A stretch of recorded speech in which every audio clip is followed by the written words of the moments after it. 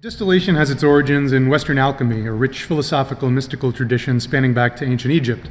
This illustration demonstrates that distillation is but one of the many alchemical operations which by the 17th century had been stolen from its spiritual framework to put to economic and scientific use, particularly by the Dutch. Distilling in New York begins in 1640 in what was then the backwater Dutch outpost of New Netherland. This man, William Kieft, third Director General of the colony, established the first distillery in North America on Staten Island. Kieft also invented the classic New York political racket by outlawing the production or sale of any liquor other than his own. Distilling beverage alcohol was a fairly new practice in 17th century Europe. There were no style rules yet. Kieft likely used native corn and rye to make whiskeys, but most of it would have been flavored with botanicals such as hops and juniper berries to create Genever, or Holland gin, which eventually evolved into modern-day gin.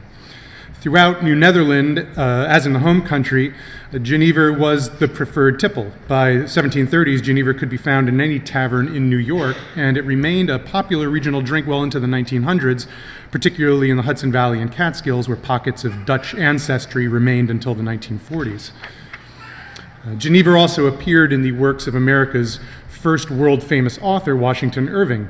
Genever is central to one of Irving's best-known stories, Rip Van Winkle, in which the title character is lured into playing nine pins with a group of sprites in the Catskills, while taking generous drafts of a spirit with, quote, much the flavor of excellent Hollands.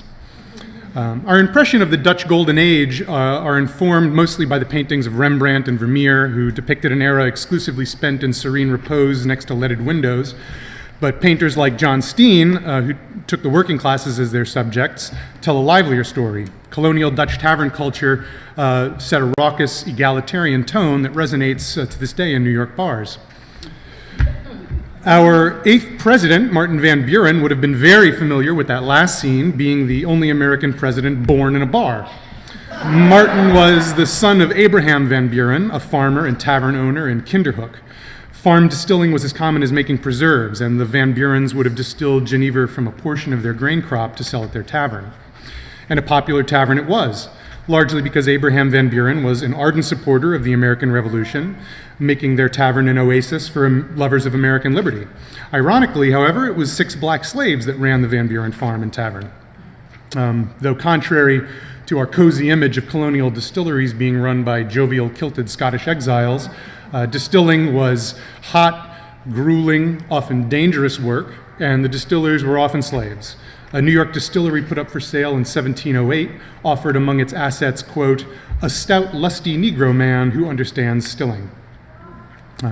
Distilling was so vital to farm economics that when Treasury Secretary Alexander Hamilton imposed a distilling tax in 1791, it sparked the violent whiskey rebellion on Pennsylvania's frontier. In New York, however, distillers agreed to accept the tax so long as imported Dutch Genever be taxed even more heavily to give New York Genever a competitive advantage. Hamilton happily complied. The distilling tax was repealed in 1802, beginning the golden age of New York distilling. Carpenter's distilling here in the Finger Lakes was typical.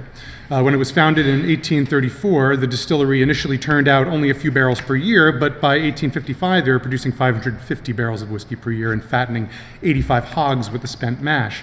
But the days of plenty were brief. The outbreak of the Civil War and its expenses led to the reinstatement of the hated distilling tax. When the Carpenter Distillery was found to have withheld about $24,000, they grudgingly paid up, but like most small operators, they were being squeezed out. Carpenters held on until 1875. Its ruins are all that remain. Another threat to distilling was coming. By 1808, New York had become home to America's first temperance group, the Union Temperate Society, founded by Dr. Billy Joe Clark. While it would take over a century for the ideas to be realized, temperance societies proliferated in New York under the leadership of women, especially like Elizabeth Cady Stanton and Susan B. Anthony.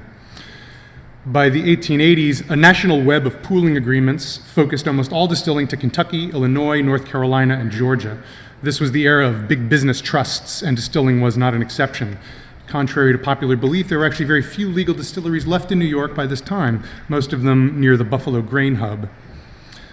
It was the age of patent medicines, and the undisputed champion of fake cures was Walter B. Duffy and his Rochester Distilling Company.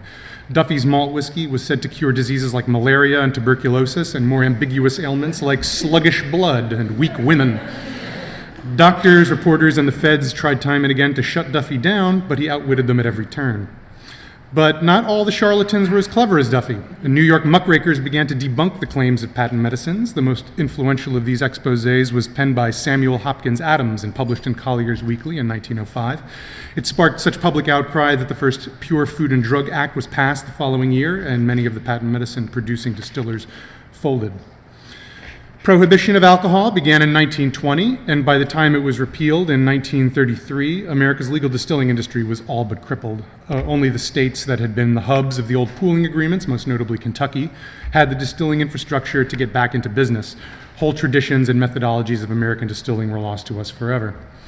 Fast forward to 2004, when Tuttletown Spirits became the first distillery in New York since Prohibition. Up in the top there, owners Ralph Arenzo and Brian Lee blazed the distilling trail, and today there are nearly 40 of us. The New York State Distillers Guild recently elected its first officers, President Nicole Austin of Kings County Distilling, VP Brian McKenzie in the Finger Lakes Distilling, and myself as Secretary-Treasurer. I'm the distiller at Copper Sea Distilling, a farm distillery in West Park. We utilize traditional equipment and practices like floor malting, open wooden fermenters, and direct-fired copper pot stills. Using New York fruit and grain, we make seasonal fruit eau de vie and a range of whiskeys. We're in the midst of a New York distilling renaissance, with distilleries all over the state making every kind of spirit. Most of these distillers are using New York State fruits and grains, and as in the old days, most of my colleagues are brilliant, idiosyncratic, larger-than-life characters, and modern-day examples of that same old adventurous spirit of New York.